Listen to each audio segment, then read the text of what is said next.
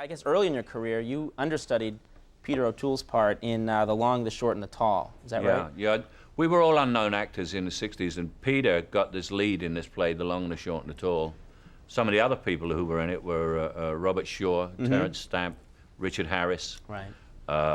Which may sound all like a lot of people who became famous, but in actual fact, it was a lot of drunks. Well, that's it. now you guys were serious drinkers. Yeah, in those days, the British actors were all drunks. We had heroes, and our heroes were people like Trevor Howard and people like that. And so we thought to be a great actor, you had to be a drunk. And so we all became drunks. O'Toole, O'Toole was a notorious drunk, and so was I. But with the... And this is something you really made a conscious decision? I'm just gonna, for the love of my craft, I'm gonna drink that Jack Daniels? Yeah, we got the idea in our heads. You see, I had read that alcohol destroys inhibition cells in the brain. And so one of the great enemies of the actor, obviously, is inhibition. I mean, when you go to drama school, they make you do stupid things that just so you don't make a fool of yourself and you don't care, like I'm doing now. Exactly. Yeah. You see, I don't care. So we all used to drink to get rid of our inhibitions. But with O'Toole, I mean, he really drank a lot. I was his understudy, and my job was getting the booze in, you know? But it never... I didn't know that's what an understudy did. No, well, I didn't until I got the job. I'd never been an understudy. I was just a drunk actor, and then then I had to stay sober to count the change when I used to go and buy the booze. Sure. Yeah, so it got me off the booze a little bit because I had a job. But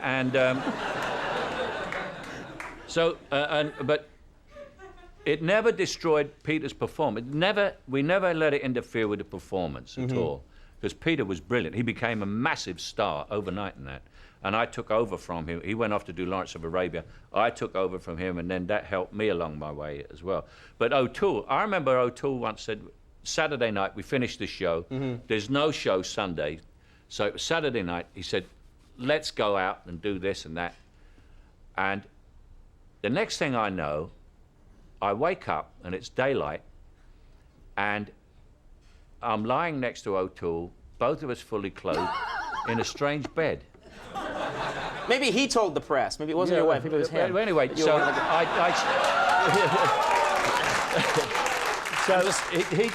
I shook him, and he said, what time is it? And I said, oh, it's 7 o'clock in the evening.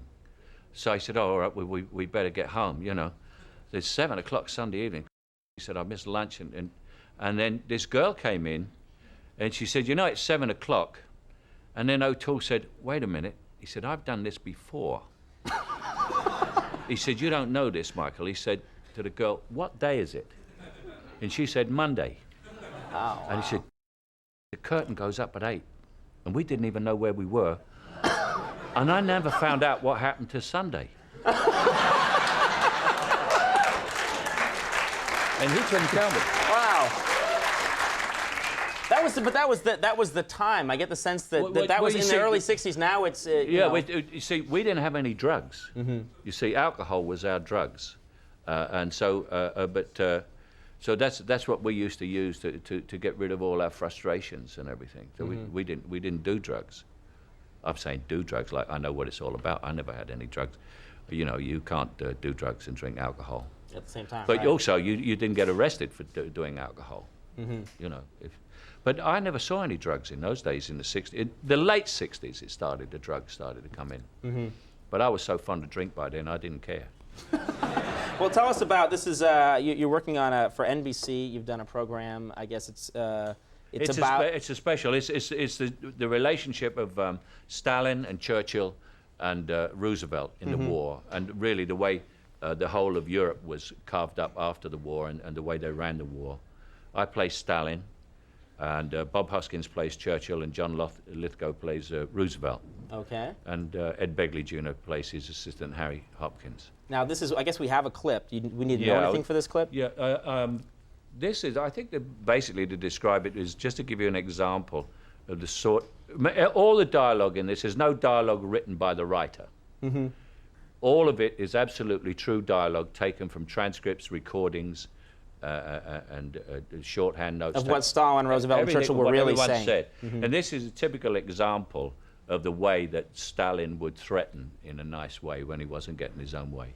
All right, let's take a look at this clip. The Prime Minister rises late in the morning, don't you, Winston? Yes.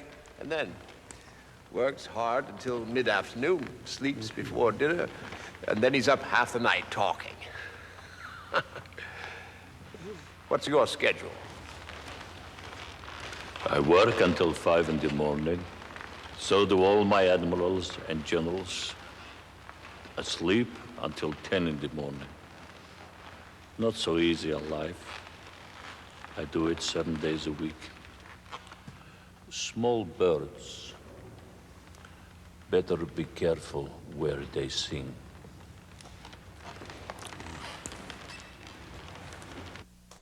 Wow.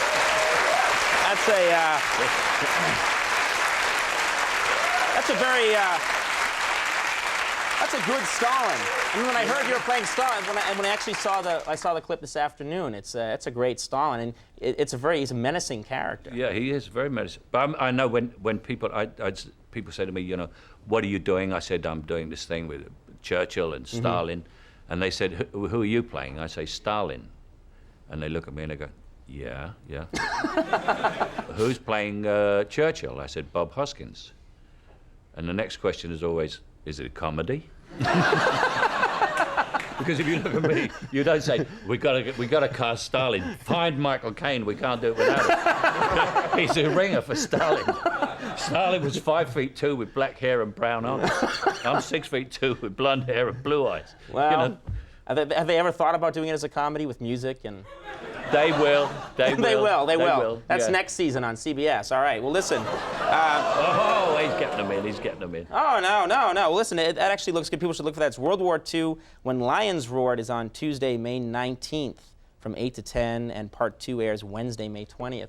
It was really great talking to you. It was really nice to meet you. Lovely talking to you. We've never met before. No, we haven't. It was nice to see you. Thank you. That's from Michael Caine, everybody.